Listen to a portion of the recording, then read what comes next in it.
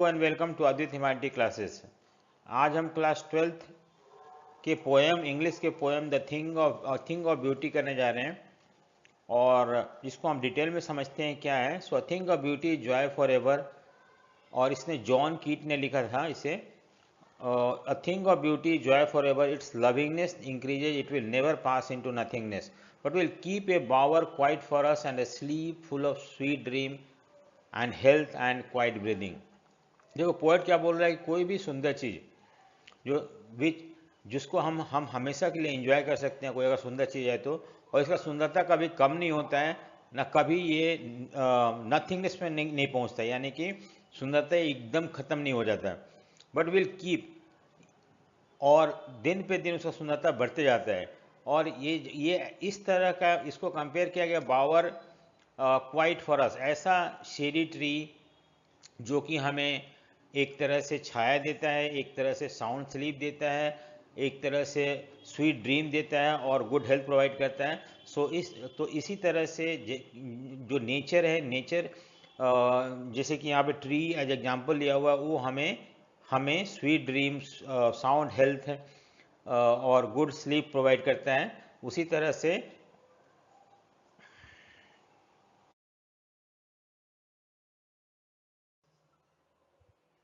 Next stanza है, therefore on every morrow are we wreathing a flowery band to bind us to the earth, spite of despondence, of inhuman dearth, of noble nature, of gloomy days, of all the unhealthy and over darkened ways, made for our searching. Yes, in spite of all, some shape of beauty move away the pale from our dark spirit. तो क्या इसमें बता रहा है poet की? हम क्या करते हैं, हर दिन कुछ ना कुछ ऐसा करते हैं जिससे कि हम अर्थ यहाँ पे मटेरियलिस्टिक थिंग से जुड़ा रहे हैं। क्या a flowery band to bind us to the earth, यहाँ पे ये बता रहा है पोएट की वी वी डू समथिंग और other so that we are attach to the earthly और मटेरियलिस्टिक थिंग से अटैच रहें, और इसकी वजह से we really feel depressed.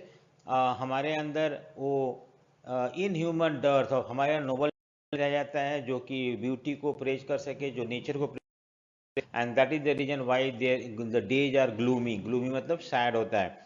Of all the unhealthy, क्यों डेज आर ग्लूमी है? क्योंकि हमारा जो तरीका है वो अनहेल्दी है, और हमारा जो तरीका हो ओवर डार्क एंड वेज है।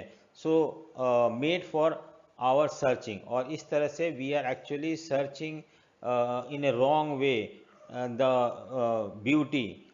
We try to find out beauty in the materialistic thing that we can buy with the help of money.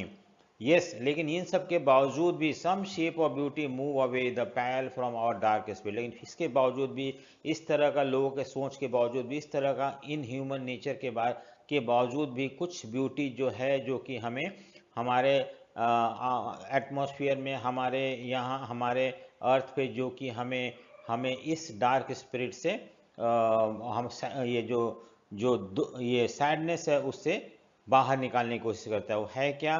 हम देखते हैं नेक्स्ट स्टैंजा थर्ड में, the sun such as the sun the moon the tree old and young. ये बता रहा poet कि क्या क्या नेचुरल ब्यूटी है, क्या ऐसा ब्यूटीफुल थिंग है जो कि हमें अट्रैक्ट करता है और हमें इस दुख से बाहर निकालता है, जो दुख हमें मेटेरियलिस्टिक वर्ल्ड से मिला हुआ है, जो हम अपने आप को अर्थ में बांधते हैं।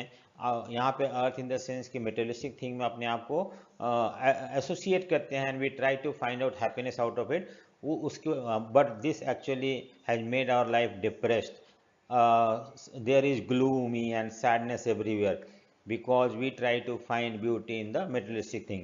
लेकिन बोल रहा है कि ये सब चीज़ होने के बावजूद भी there are some beautiful things, some natural thing that really take us out of such gloomy and sad days.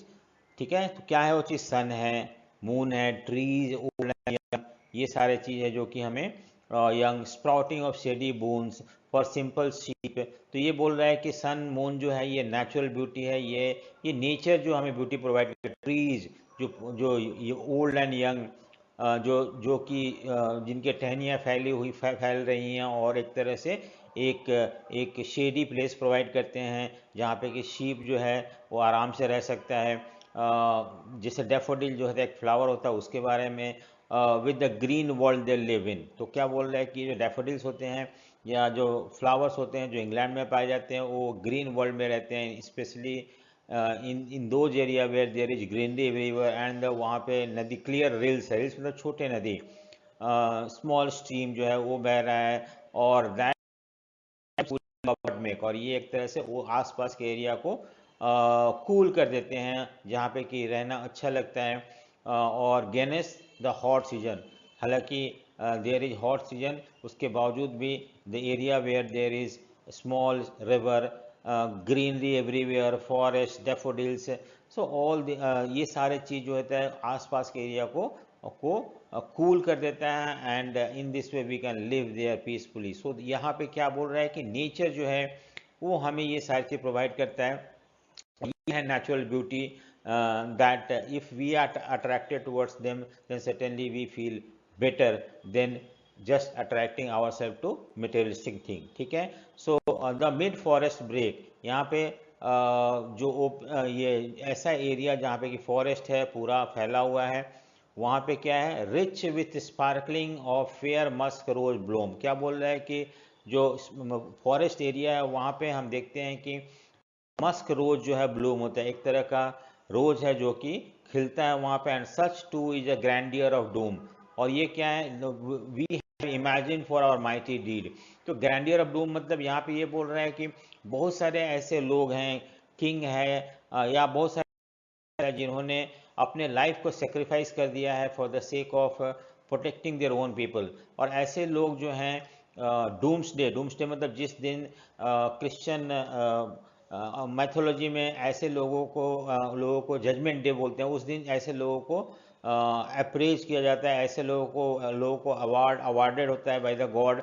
ठीक है, और ऐसे लोगों को ये एक ब्यूटी है जिसको हम इमेजिन कर सकते हैं। All lovely tales that we have heard or read, और an endless fountain of immortal drink pouring on to us from the heaven's brink. तो क्या बोल रहा है कि जो भी बहुत सारे ऐसे कहानियां हमने सुन रखी है, वो सारे कहानियां जो है एक तरह से हमारे लिए वो ब्यूटीफुल थिंग है, वो स्टोरी जो है जो हमने सुन रखा है वो या पढ़ा हुआ है, वो एक तरह से हमें हमें एक तरह से ब्यूटी देता है, हमें एक तरह से सुंदरता प्रोवाइड करता है, हमें एक तरह से हैप्पीनेस प्रोवाइड करता है। और an endless fountain of immortal drink, ये बोल रहा है कि इमोर्टल ड्रिंक मतलब वो अमृत जो कि किसी ये नेचर के फाउंटेन से, नेचर से जो गिरता है वो हमारे तक पहुंचता है। और कहाँ से आ रहा है, हेवेंस ब्रिंक से, यानी कि या स्वर्ग के किनारे से वो गिर रहा है, वो इमोर्टल ड्रिंक अमृत गिर रहा है। And we need to realise, उसकी तरफ अट्रैक्ट होना है, तभी we can feel good, we can remain happy. Otherwise, if we are attracted towards material things, then certainly our life will be miserable. We will not have sound sleep, we will not have better atmosphere to live. But we can make ourselves happy, we can feel good only if we are attracted towards the natural beauty, and that's what poet want to convey through this poem. So thank you for watching. Thank you.